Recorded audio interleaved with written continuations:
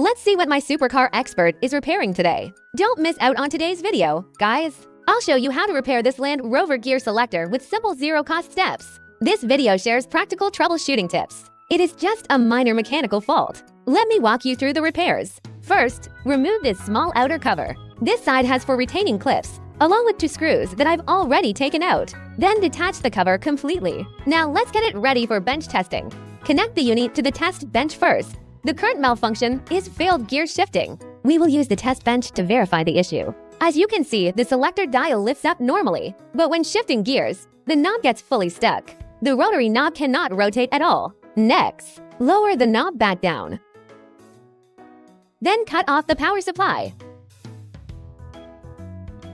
Flip the unit upside down. Take a close look at this area. We can see a small motor connected with 2 wires. Notice these 2 resistors. The root cause is cracked solder joints on these 2 resistors. This leads to power disconnection. The resistors are loosely mounted and can be pried off easily. We just need a soldering iron to resolder these 2 resistors firmly.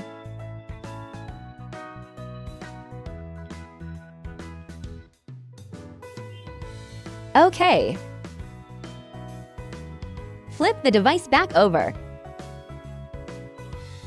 As you can see, turn the power back on.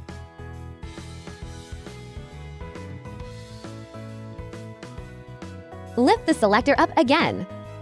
Now test the gear shifting function. The selector works perfectly as expected. Gear shifting returns to normal.